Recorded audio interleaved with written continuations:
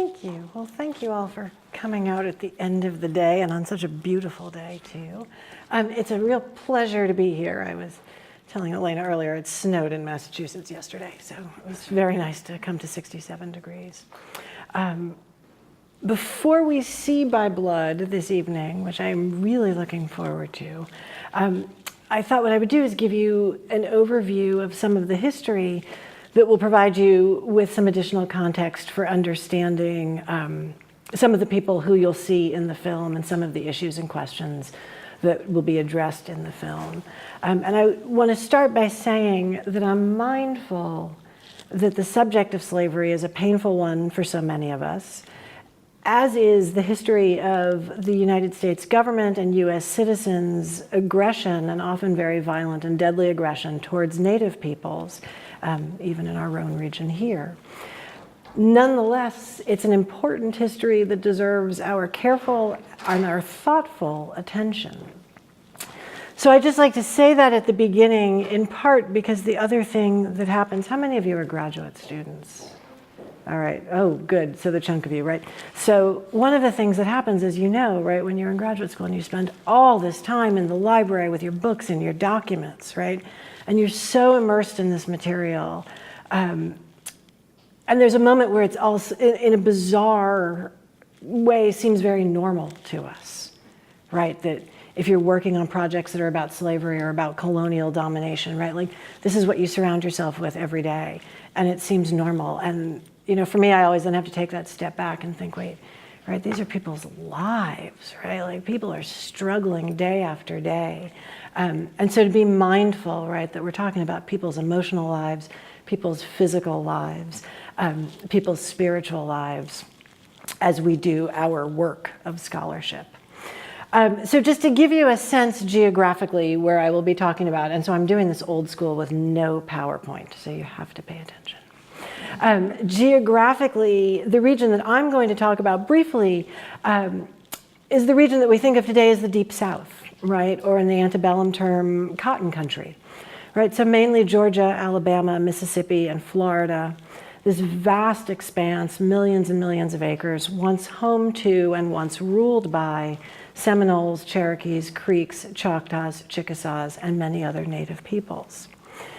The history of slavery in these southern Native nations, you'll see some scholars refer to these Native nations as Southeastern, and I deliberately choose the term Southern.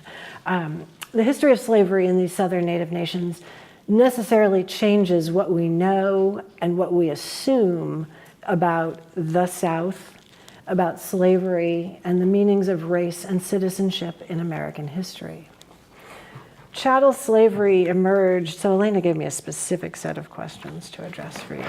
And so the first one was, and this is a question that, so how many people are working on slavery and or Native American related projects?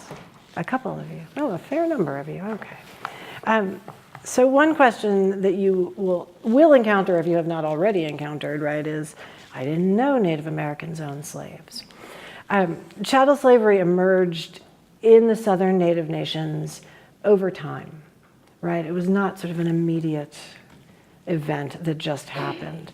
But certainly by the early years of the 19th century, the institution of human bondage, particularly accompanied by a bedrock ideology of racial hierarchy, gradually took shape in southern Native communities.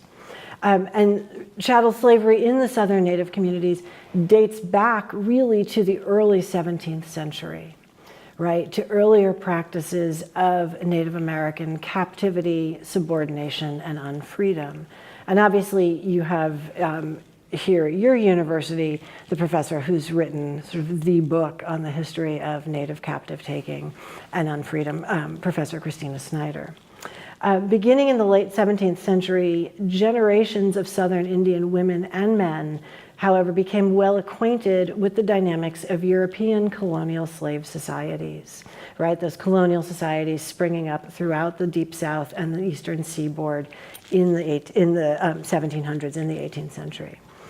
But I think it would be a mistake for us to draw a clear line or a clear trajectory from Native captivity to Native practices of chattel slavery, right? That is what I try to argue in my own work, is that the practice of chattel slavery really marked a break from older indigenous traditions of subordination, of captivity and unfreedom. And while certainly there are resonances of those older native traditions, the practice of chattel slavery and of racial chattel slavery in particular required the adoption and institutionalization of a particular set of ideologies and practices around issues of race, gender, and labor, some of which I will get to very briefly. But just to give you the brief overview, and through the colonial period, through the 18th century, colonial traders, British, French, and Spanish, made alliances, military alliances and trade alliances with Southern Native peoples, right? And so there's this moment when Southern Native peoples are important intermediaries in colonial rivalries for territorial and trade domination in the what becomes the Southern United States. And one of the things that colonial traders pressed Native warriors, Native men in particular, to do was to raid enemy settlements and take captives, primarily men, captives of war, and rather than hold them in the victor's society as their own subordinates, sell them to colonial traders as slaves. And so, in fact, I think one of the most important points, if we think about a long history of the United States, is that there's this period through the 18th century where there are more Native Americans enslaved than Africans, right? There are more Native Americans exported from North America to the West Indian colonies than there are African slaves imported to the North American colonies. And this shifts about 2/3 of the way through the 18th century. But there's this period of time where Native Americans are regarded as chattel slaves. And Native Americans, and somehow this doesn't seem to be as inflammatory as when people insist that African peoples were involved in the African slave trade, but Native peoples are involved in capturing and selling and bartering Native captives as slaves. Traditionally, male captives had been put to death after a period of ritualized torture, and women and children were incorporated into their host society to bolster populations that had been reduced by war. These meanings of captivity and the practices of captivity shift as a result of colonial intrusions, and here's where Professor Snyder's work plays such an important role in helping us understand those shifts, right? What shifts is that as colonial traders start to purchase captives, there's a new market for these captives, right? And so increasingly captives are sold to Europeans rather than being retained by the host society. Older scholarship contended and argued for us that Native peoples were really hapless pawns in these colonial ventures, right? In these colonial slave trading ventures, and especially in colonial efforts to keep Africans and Native peoples separate.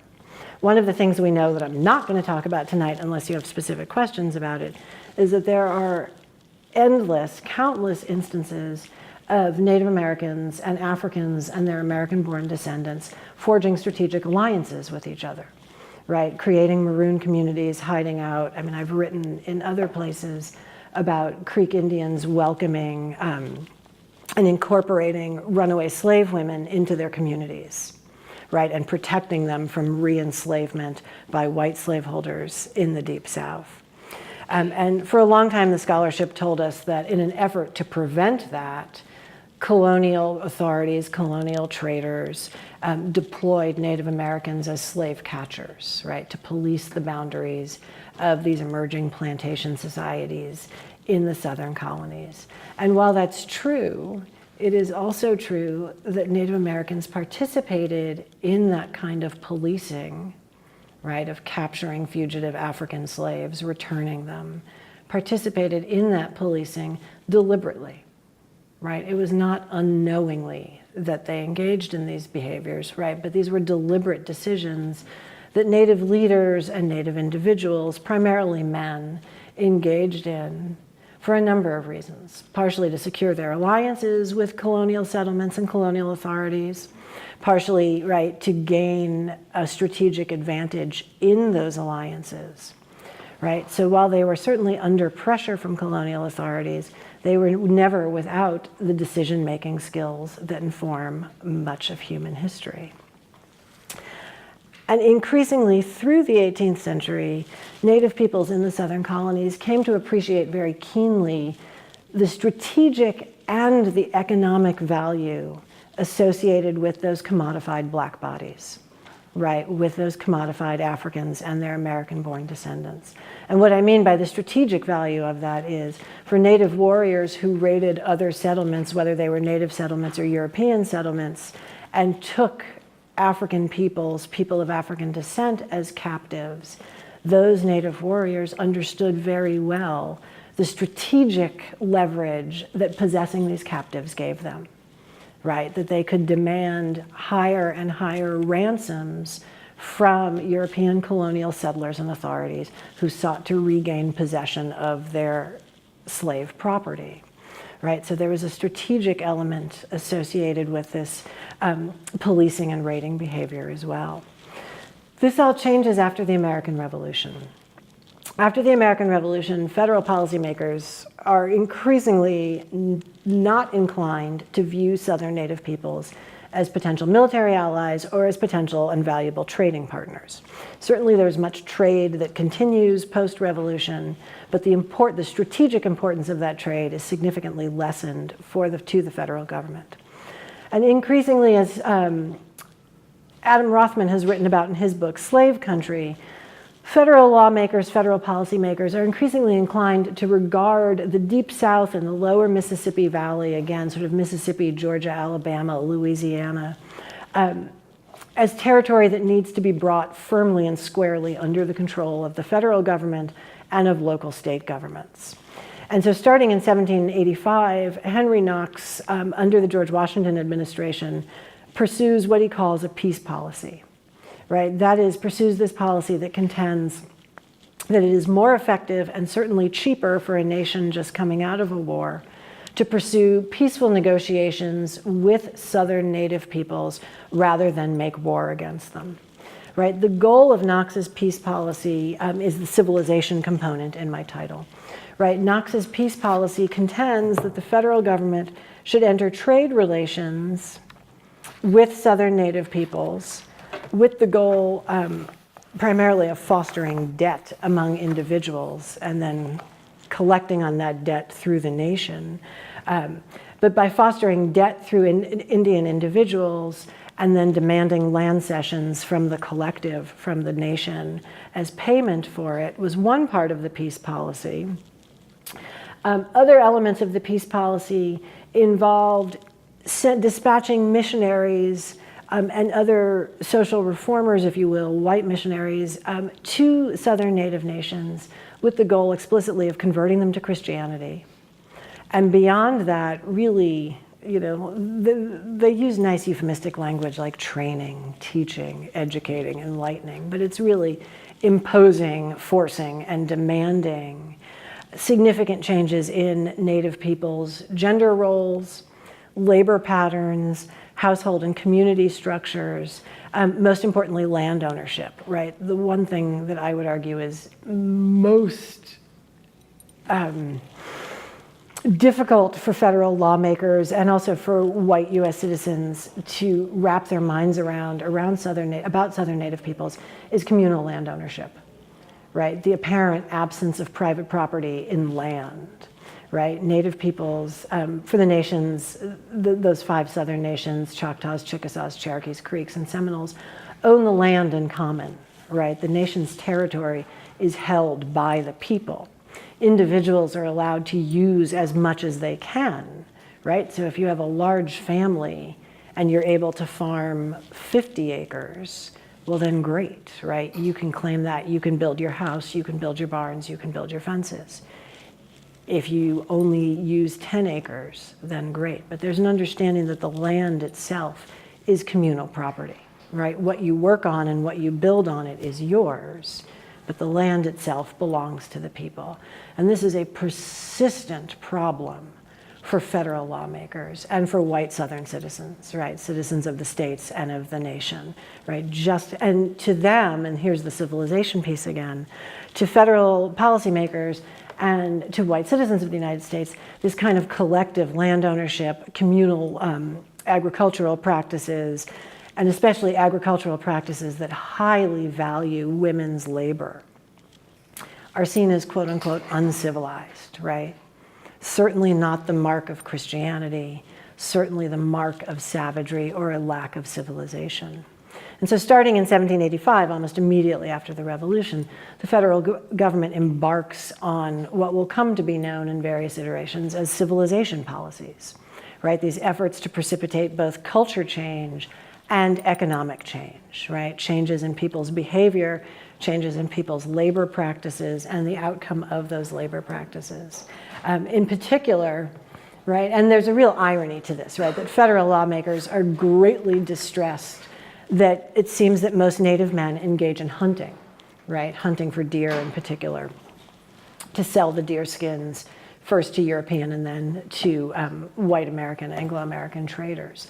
And of course, the irony of this is, right, that in the Anglo context, hunting is seen as the leisure activity of wealthy men, right? It's not considered productive labor, even though there are all these Anglo and Anglo-American traders who are all too happy to purchase those deer skins, right, and profit from that trade in deer skins. Nonetheless, this notion that Native men are hunting and Native women are the primary agricultural laborers is really troublesome to white observers.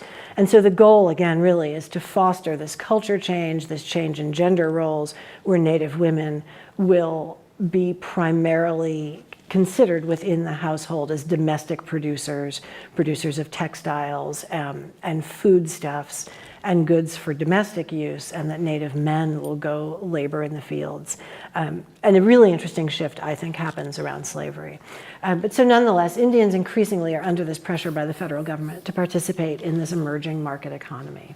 And so if any of you have followed the developments in the history literature and antebellum US history, you know, right, that now the history of capitalism, right, is the new big thing in 19th century US history. And Native Americans in the southern states are very much a part of that, right, are very much tied into this emerging market economy, and specifically this emerging market economy that is growing up around chattel slavery and the production of that commodity, king cotton, right, of cotton.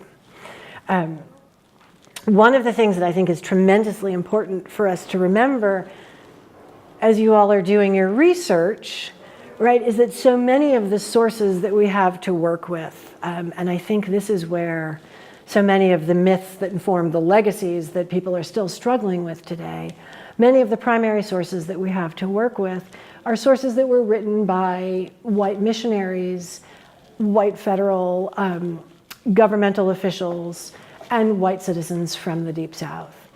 And often those sources that describe Native slaveholding practices in particular, Native economic practices in general, and slaveholding in particular, tell us as much about the, or if not more, about the author of those sources than they do about the actual subjects, right? And what I mean by this is that many of the sources authored in the 19th century, in the antebellum period, contend that slaveholding and a real interest in the market economy, in that production of commodity crops of cotton in particular, with the use of enslaved laborers, right, through that extraction of labor, was primarily the domain of so-called mixed blood Indians, right, people who had both European and Native ancestry.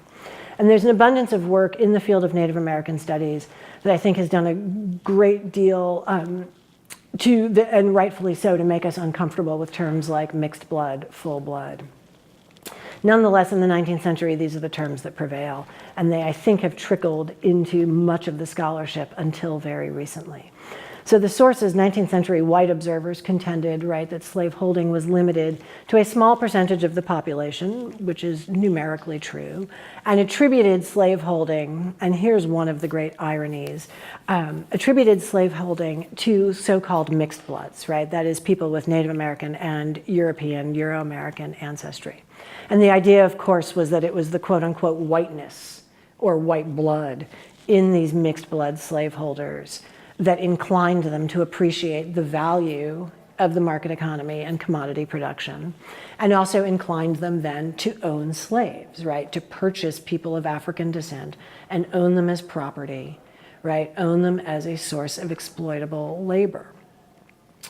And yet these 19th century sources authored by white observers also contended routinely, right, that all Native peoples really failed at slaveholding, right? Failed because they didn't extract enough labor from enslaved Black people, right? That they fail, and this is all in scare quotes, right? But it gets tiresome doing that, right? Failed because they were not violent enough towards Black people that they owned as slaves, right? Failed because they were not appropriating and exploiting labor sufficiently to produce vast amounts of cotton, and thus were failing to use that southern land to its fullest potential.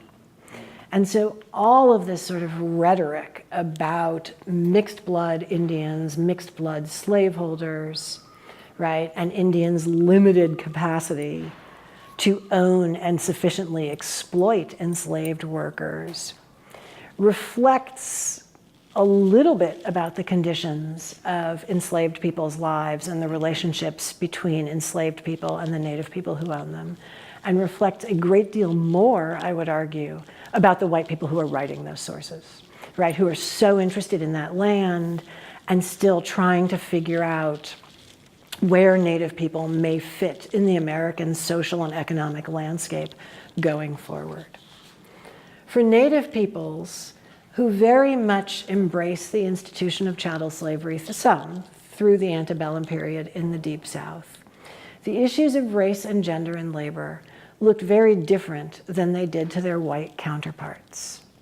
Right? One of the things that I think, and if anybody's looking for a dissertation chapter or dissertation topic, one of the things that I think we haven't fully grappled with, and that I certainly have not fully delved into, is the question of gender and labor and race, right? And what it meant for societies that had previously placed such importance and such value on Native women's agricultural labor.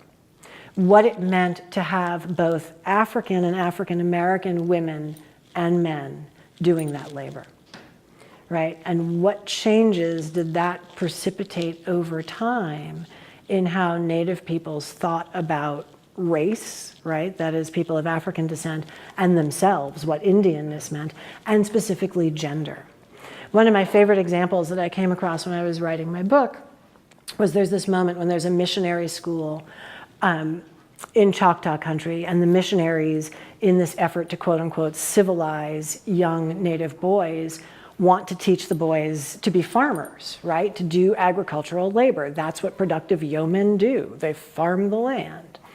And their fathers, right, these leading Choctaw men, react quite strenuously against this, right? And their argument is they don't want their children doing the work of slaves, right? They don't want their children being taught to do that agricultural work that is the work of slaves.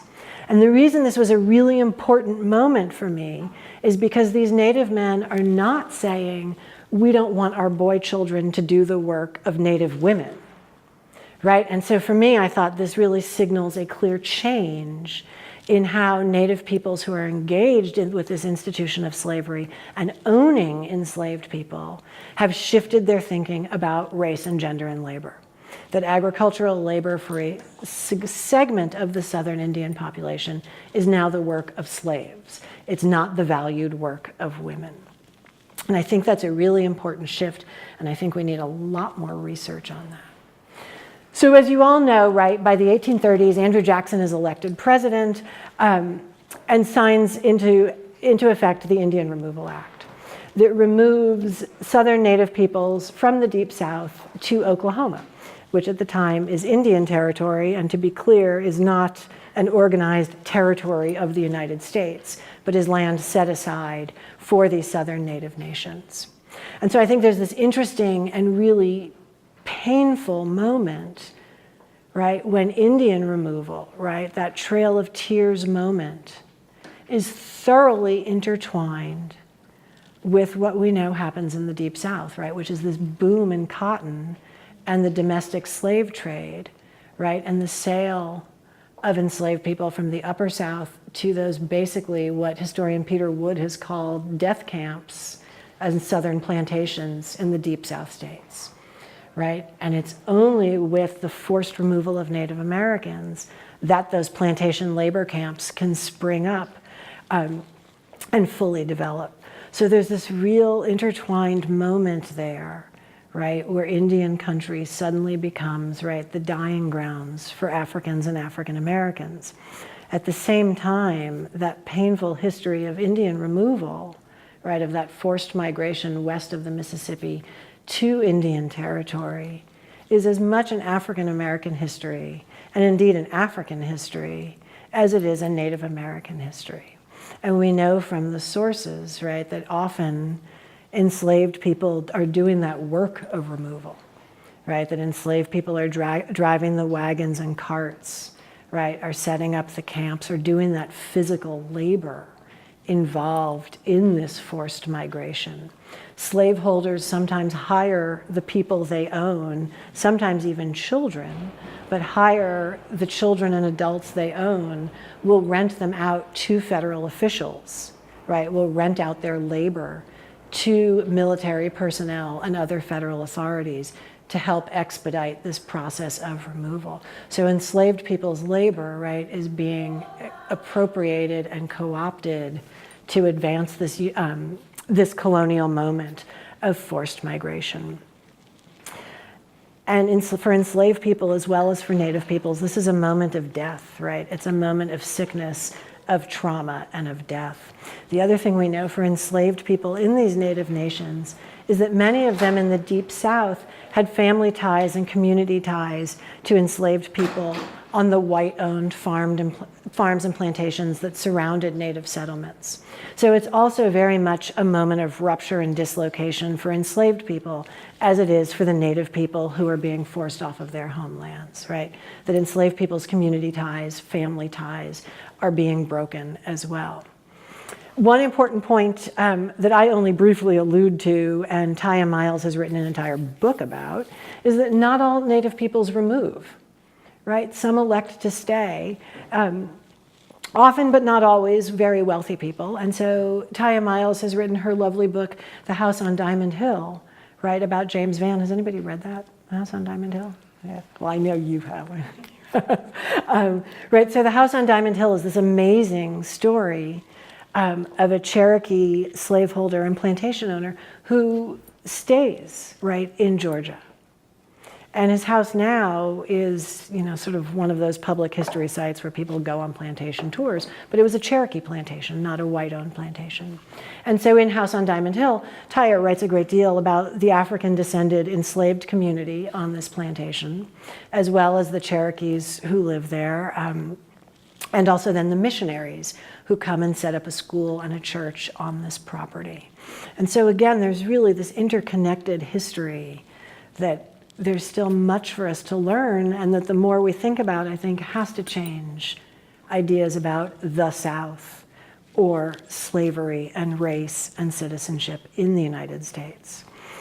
One of my, and I say favorite, you know, somewhat ironically, one of the most jarring moments for me when I was doing my research very early on, and I remember it exactly, I was in the Columbia University Library reading some microfilm of federal records of Indian removal, and came across a segment in the discussion about the federal disbursement of rations, right? That is food and blankets to the people who are being forced to migrate, right? And so I'll just read you this section, this paragraph from the book, right? That this contradiction at the heart of chattel slavery, defining people as property, added to the tumult of removal.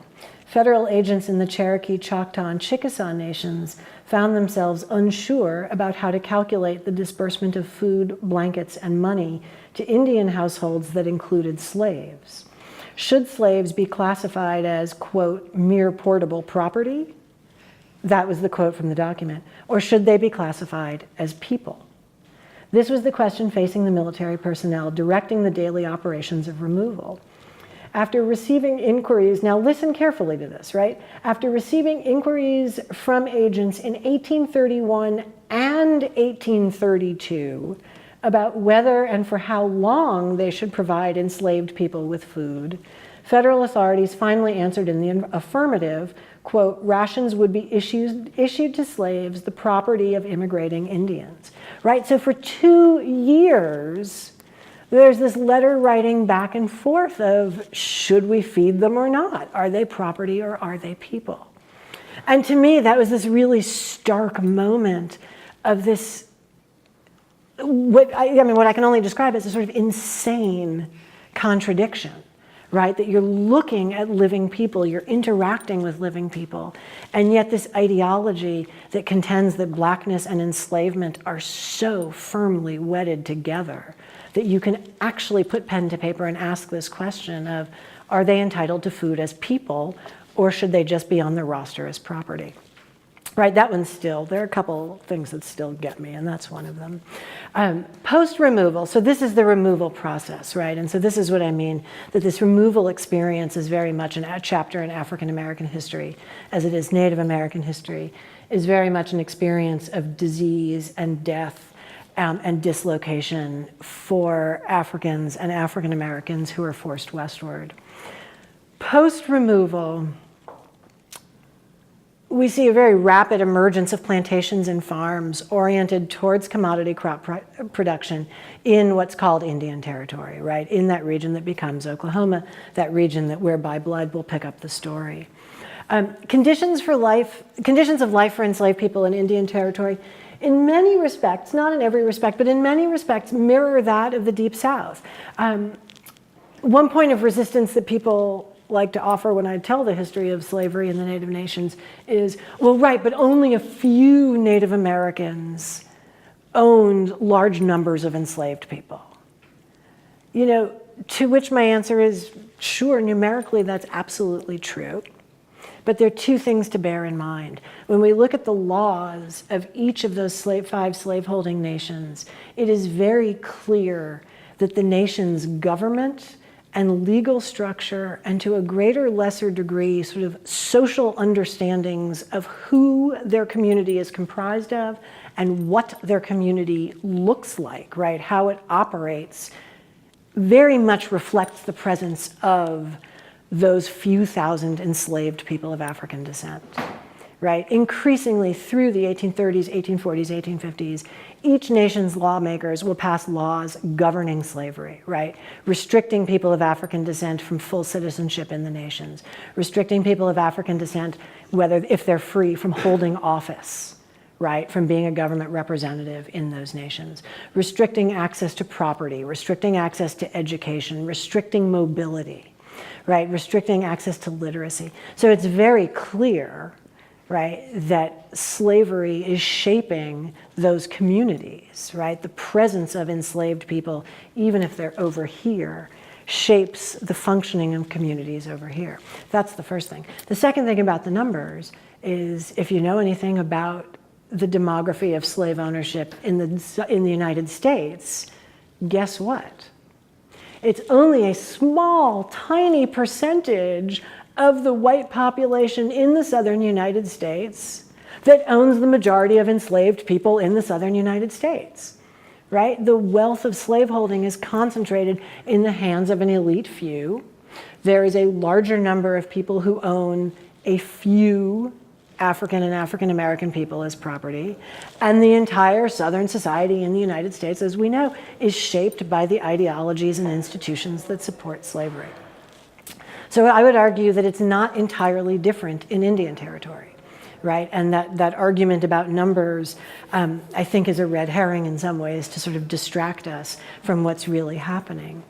Women's reproductive capacity in particular, enslaved women's reproductive capacity, and this is something I wish I'd written a lot more about, becomes tremendously important through the antebellum period in Native American societies, enslaved women's reproductive capacity. Right, that is their ability to bear children who are by law born as slaves, right, born as the property of their masters. And we see repeated instances of women talking about losing their children to sale, right? Being separated from their children, having that experience of having their master have first claim to their children's time and bodies before they could claim them as parents. Similarly, in Indian Territory, labor, right, women's reproductive labor, but also women and men's physical labor is very closely regulated by slaveholders, right? Unlike white slaveholders, most Native people did not usually hire overseers, though I have a great short episode in the book in which an enslaved sniper shoots the overseer and kills the overseer, hired by a Native slaveholder. But nonetheless, the absence of overseers, and so white observers will hold this up as, see, they're not really doing a good job exploiting and abusing their slaves. They don't hire overseers. Clearly they don't care. However, but this isn't true, right? And what we know is that like their white counterparts, Native American slaveholders paid very close attention to the labor, mobility, and comportment, behavior of enslaved people, right? Demanded regular labor, extracted regular labor. There are many narratives told by former slaves who talk about, right, who use phrases like, my master was always at my back, right? He stood in the fields and watched us every day. Right? There are many descriptions of Native slaveholders like white slaveholders starting the workday at sunup with a gong or a horn, right? And making sure everyone reported to work in the fields, right? Of regulating people's time and mobility very closely. There are many descriptions, for example, of patrols, right? That is, of Native slaveholders and other men policing the woods and the roads at night to make sure that enslaved people were not traveling and moving on their own terms, right? Most importantly, right, to make sure that they're not gathering and speaking and planning and plotting on their own. But there's a very close regulation of enslaved people's labor and of their speech, right? Enslaved people, women and men, were expected to show that same kind of deference to their owners in Indian country as they were in the southern states. And Native slaveholders routinely beat and whipped people who were perceived to be, quote unquote, unruly or sassy, right? People who talked back, people who looked their master eye to eye rather than averting their gaze, right? And people were routinely punished with threats and violence. So in many respects, slavery, the daily life of enslaved people in Indian Territory, in many respects resembled that of the daily lives of enslaved people in the southern states.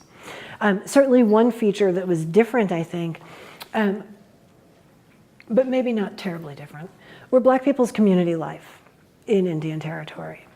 To a certain degree, it's likely that Black people's family lives were slightly more stable than in other parts of the antebellum South. But again, this was never guaranteed, right? This was never guaranteed. There was not as brisk a trade in enslaved people through Indian Territory, but there was still a trade, right? There was still a trade. And one of the most sort of painful descriptions of this, let's see if I can find it. One formerly enslaved woman, a woman named Matilda Poe, remembered when she recounted her narrative, remembered the day when a neighboring slaveholder sold what she described as several babies to the traders. And the slave traders stopped at the plantations, collected these babies and children, and Matilda Poe remembered that her mother and other enslaved women then had to very quickly wean children who had been left behind, right? Children who were nursing and no longer had mothers to breastfeed them. And they had to teach the babies very quickly, right, to drink from cups. And Matilda Poe recalled, right, that it was the babies crying for the mothers who had been sold away, right? That was the most painful moment that she remembered, right? That moment when children and their parents were separated. So certainly, right, this too looks very much like the antebellum Deep South. In some instances, family ties, and this I think really gets us to the material in the film tonight. In many instances, family ties connected enslaved people and Native people, right, through either consensual or coerced sexual relationships. And this, of course, would be a tremendously thorny issue at the end of the century when the US government terminates the Native governments and tries to break up the land and allot the lands, because there are many people who claim both African and Native ancestry, right? And federal officials are really sort of stymied at how to contend with these people.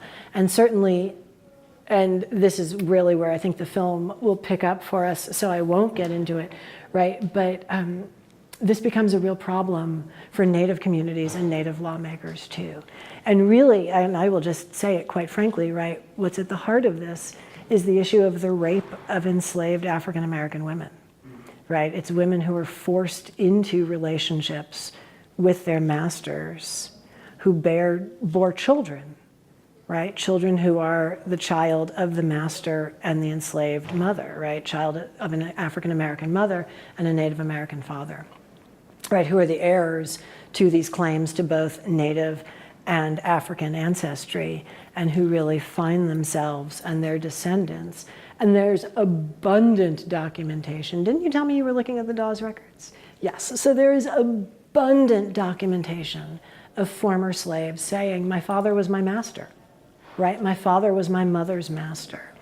And I think we have yet to really fully contend with that. In the interest of time, it's been about 40 minutes, so I will just jump ahead very quickly to really set us up, I hope, for the film, which is that one of the most fascinating things in this entire history that happens, of course, is that the Native nations, the Southern Native nations side with the Confederacy, right? Hence my choice of using the term Southern. The Cherokee, the Seminole, and the Creek nations will factionalize. They'll split into Union factions and Confederate factions in their governments and in their own, among their own citizens. Choctaws and Chickasaws mainly side with the Confederacy, though there's a small Unionist contingent. And very quickly after the war begins, in 1861, the nations or the Confederate factions of those nations will enter treaties, right? Will enter formal treaties with the Confederacy. Now, much of the literature will tell us that the decision to do that was purely strategic because the Union had withdrawn its troops from the garrisons in the West, from the garrisons and outposts in Indian Territory to deploy those troops to the war in the East. Right? And so scholars for many, many years debated if this decision to side with the Confederacy was really support for the Confederacy's commitment to slavery, or did it reflect a calculated decision on the part of Indian lawmakers to try to protect their territory and their sovereignty once the Union forces had withdrawn from Indian Territory. But I would argue that it seems pretty clear to me from Native leaders' own writings, from their documents, that they affirm both, right? They affirm both their commitment to the Southern cause of slavery and their commitment to protecting their sovereignty, right? And so what I argue is that this call to protect their sovereignty, right, to defend their territory and their rights to political autonomy is also a call to protect their right to the institution of slavery. Right, their right to hold people of African descent as property. And I had this moment as I was reflecting on my notes on the flight out here this morning, thinking about sort of the current political climate and everything, thinking, you know, this call that protecting sovereignty is also protecting slavery, to me echoed very much, right, the calls for states' rights, right? I mean, it's largely, you know, and so I always say to my students, right, states' rights to do what, right? And the answer is slavery. So what we need to know about this is that the factions side with the Confederacy. The Confederacy, as we know, loses. And the federal government then has the opportunity to come down hard on those Native nations. And I think the thing not to lose sight of is that while the history of slavery is undoubtedly, profoundly and unimaginably a painful and violent history of loss, but also a history of survival, the history of Native Americans and the federal government is very much a painful history of loss and survival and endurance as well. The federal government takes this opportunity of the nations having sided with the Confederacy to come down hard on the nations, right? And to really push for the curbing of tribal sovereignty, that is, the curbing of their right to self-govern and the winnowing of their land holdings. This portion of the history, and I think some of this comes up in the film tonight, also changes what we know about the history of emancipation and abolition in the United States. Enslaved people, about 10,000, right, in Indian Territory, are not covered technically by the Emancipation Proclamation of 1863. And technically, right, they don't fall under the purview of the 13th Amendment, right? Because those Indian nations exist as separate political entities from the United States, right? Quasi-separate, but separate enough that the laws of the United States don't hold in Indian Territory in those nations. And so the federal government has this unique opportunity to demand that the nations consent to new treaties, right, arguing that they broke their original treaties when they sided with the Confederacy, and to really push treaty language that, depending on your perspective, is pushing to safeguard the rights of African Americans, newly freed African Americans, right? The treaties have to have language that explicitly calls for the abolition of slavery in the Native nations. And the treaties also include language that congressmen had been playing around with for quite some time as they were hashing out the 13th Amendment.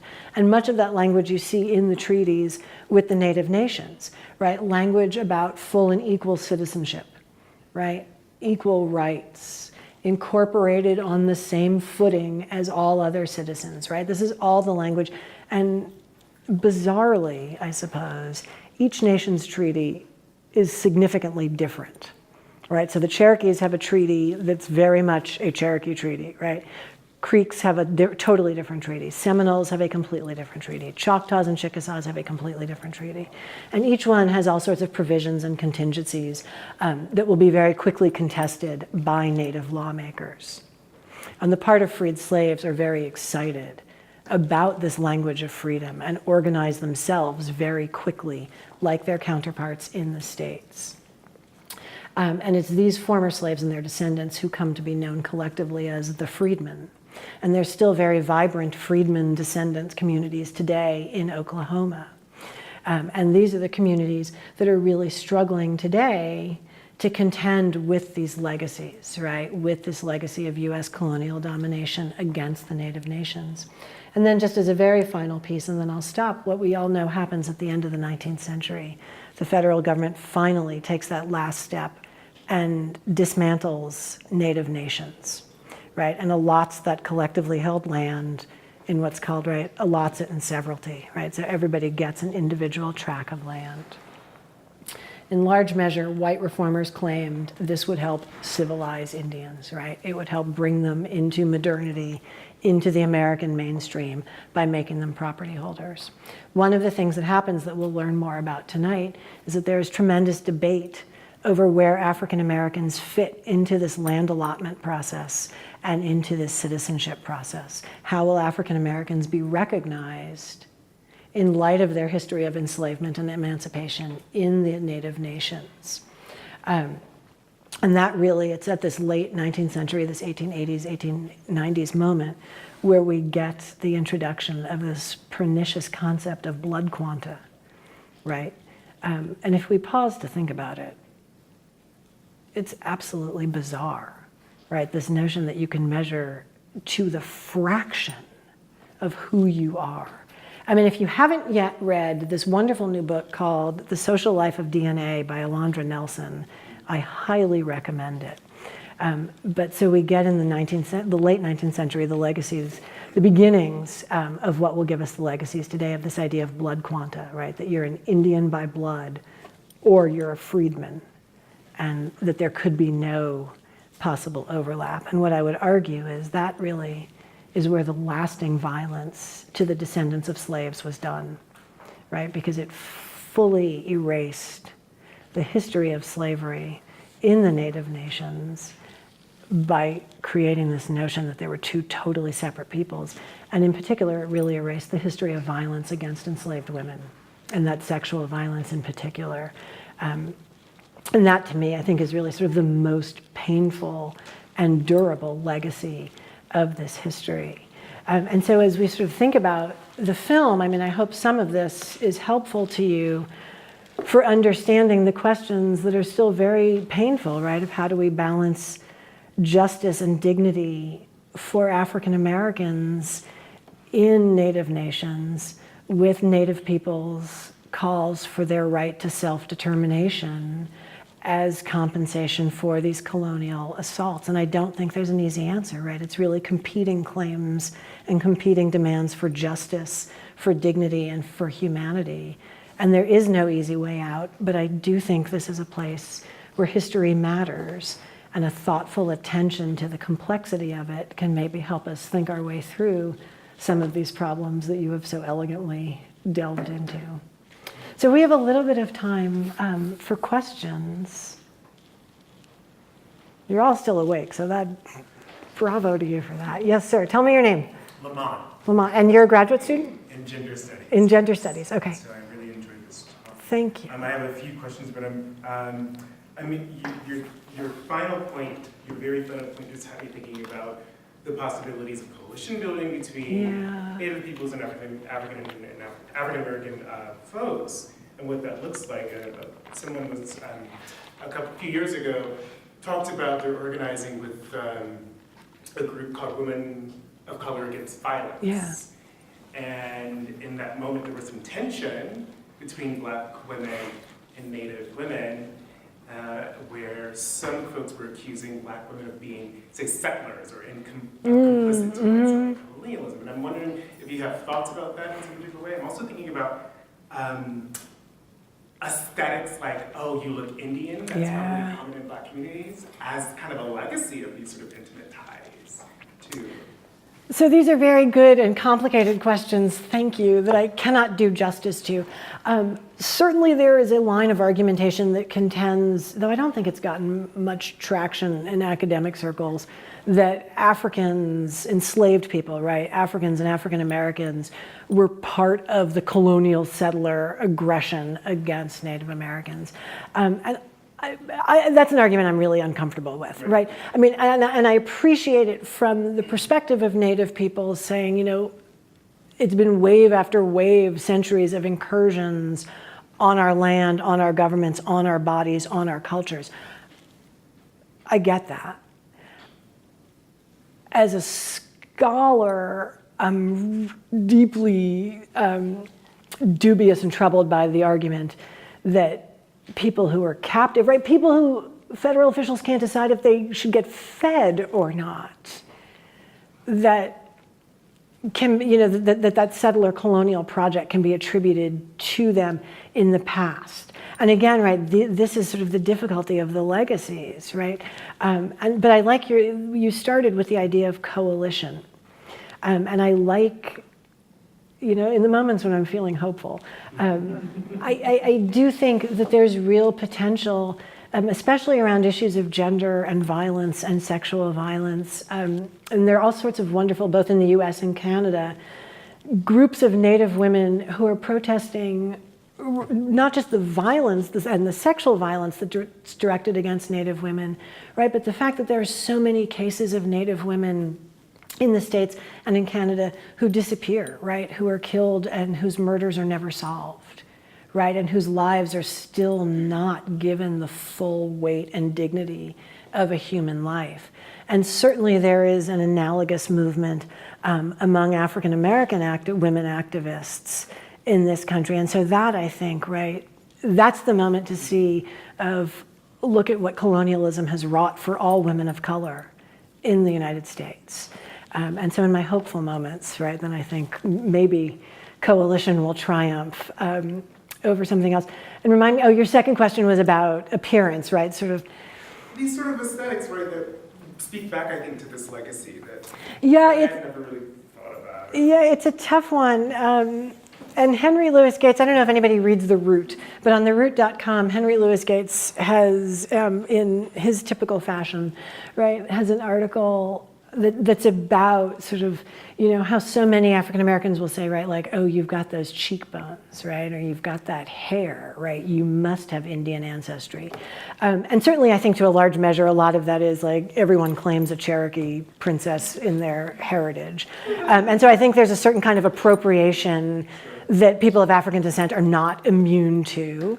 And at the same time, for many African descended communities in the United States and elsewhere in the Americas, there are real legacies of family and cultural exchange and connection that shouldn't be diminished, right? And again, I think those are just it's tricky terrain to navigate, but I think it's all there and waiting for someone to write about. Other thoughts or questions? Yes, ma'am, tell me your name. Oh, my name is Danita Dali, graduate student in the Higher Education Student Affairs Program. Oh, great. I have so many thoughts. I'm trying to even collect myself right now. There were so many things, but it took me back to the idea of, again, my family who speaks about, like, I think it's like Blackfoot Indian, my great-grandmother who had the high cheekbones, and she's very fair-skinned, she had very dark hair, all these things, and, clearly we know the Irish background because our family name was McGuire, but how can you trace the Native background? Yeah. And so my thought, because I had heard that Native American people had owned slaves, but for some reason I romanticized the idea that it wasn't as bad. Because I know a lot of times when people talked about Africans having owned slaves, it was pre-chattel slavery, and it was indentured servitude, which is still kind of, But to have heard this version of it, I feel like I need to inform my mother. Perhaps mom, this was not a good thing, because she always speaks ill of, we weren't McGuires by choice. We weren't Irish by choice. Right. Well, I mean, we weren't natives perhaps by choice, and it wasn't some great, John Smith Pocahontas love story. Yeah. So now I'm vexed. I don't know what to do with myself. Well, thank you for sharing your story. I mean, and I think you're right? It is vexing and it's overwhelming because in an odd way, right, it's all true, right? There are moments where Native peoples and African peoples do come together, right, in the historical past and in the present. And then there are also these moments of terrible exploitation and violence and denial of humanity, right? And in some ways I feel like my cop-out answer is it's the messiness of the human condition, right? And we are not immune from that.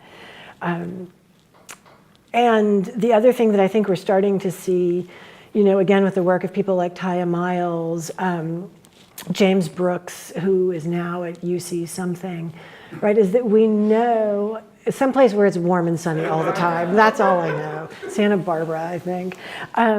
Is that we now know that people of African descent and Native Americans come into contact, I want to say, and I'm sure it's a bit of an exaggeration, almost everywhere on this continent, right? Whether it's in Michigan and in the Upper Peninsula in the 18th and 19th century, whether it's in the Southwest in what's now Arizona and New Mexico and Texas and the Texas-Mexico border, right? That there is no place really that is untouched by that African Native connections. And I think what's hard to remember sometimes is that sometimes it is just about a one-to-one relationship, and sometimes we have to think about, right, like these difficult, broader issues. Like a follow-up to this, sure. I just realized where in this timeline, and I'm horrible with timelines. That's okay. Where in this timeline are Mexican slaves and Asian, like Chinese slaves? Because that was the thing at the same time, right? So, yes, and the answer is we don't really see Asian unfree laborers until later in the 19th century on the West Coast and then moving into the Midwest, right, with the construction of the railroads.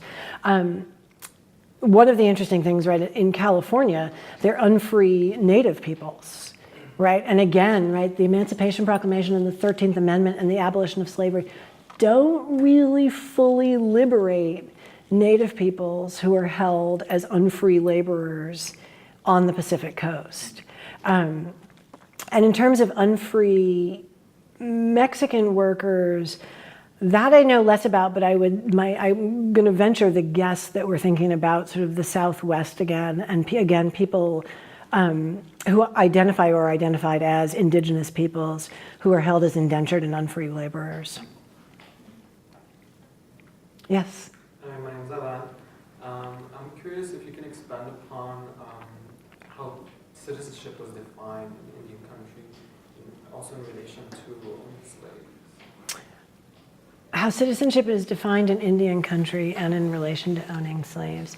For much of the antebellum period, ideas about citizenship, right, are still, as we think about it today, are still taking shape, right? So let's use a term maybe more like belonging or inclusion in these native nations, right, is defined certainly in terms of your familial ties and your community ties, right? Who's your mother, who's your maternal uncle, right? Who are your people, right? Is sort of what's determining your inclusion and your status, right? I mean, these are also hierarchical societies and communities.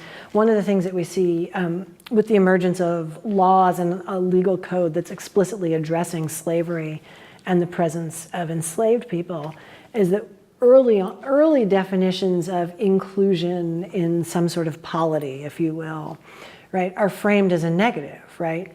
If you are a Negro or a person of Negro blood, you cannot be included.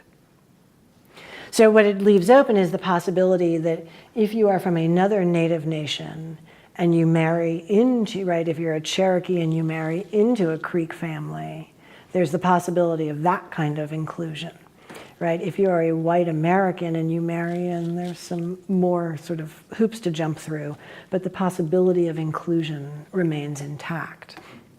And so those early sort of definitions of exclusion are very much about blackness and servitude, sort of as the first line of distinction there. And then again, you know, the history of colonialism looms large, right? The debates about citizenship and what are the rights of citizens, what does it mean to be a citizen in a native nation, really gain momentum after the Civil War, right? After this moment when the federal government says, you need to rewrite your constitutions, you need to restructure your governments, you need to abolish slavery and include former slaves on equal footing, right? And it's sort of the imposition of new legal and social categories that were not indigenous and were not emerging at that moment from indigenous traditions. Yes, that's unfair, but okay. So I'm curious, it's really more of a personal question as to when did you first, as a scholar, become interested or fascinated in this area of history, and how did that come about? Oh, that's a great question. So I had a dissertation advisor who was infinitely more brilliant than I ever could have fathomed at the time. And I think I said something to her like, oh, I don't really want to write about the Deep South. I don't know what I want to do. I don't really have a dissertation topic, maybe Louisiana. And I think I said something to the effect of, I'm just kind of tired of white over black, right? Like there's got to be a different way to come at this. And she said, go to Texas and look in the archives in Texas and see what you find. I'll bet you'll find something there. And so I did. I went out to the University of Texas and went to their special collections. And what I initially thought I was going to find was much more about Mexico, and I thought I was going to write much more about the Texas-Mexico border. And what I started finding were references to Choctaw and Chickasaw and Creek and Cherokee slaveholders retrieving enslaved people that they owned who had escaped from Indian Territory into Texas, presumably trying to get to Mexico or just hiding out in enslaved communities in Texas. And I kind of had that light bulb moment of, oh my goodness, no one ever told me that Native Americans owned African Americans as slaves. This is what I need. And so that's the thing. I was like, oh, she was right? I just had to go to Texas and I'd find something. So that's how I got into it. And then it just sort of took off from there. Sure.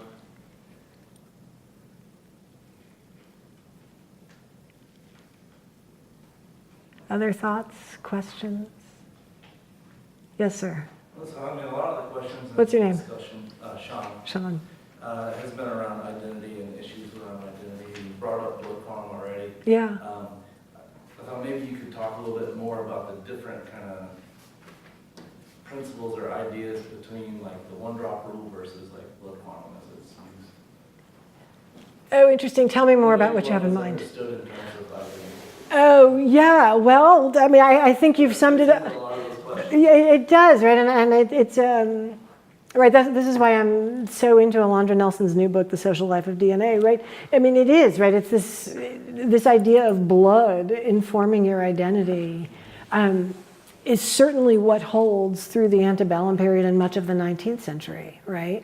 I mean, we can think about phrenology, for example, right, or criminology and measuring people's skulls. And there are all these great photography projects, right, of what do you look like is somehow going to tell me who you are.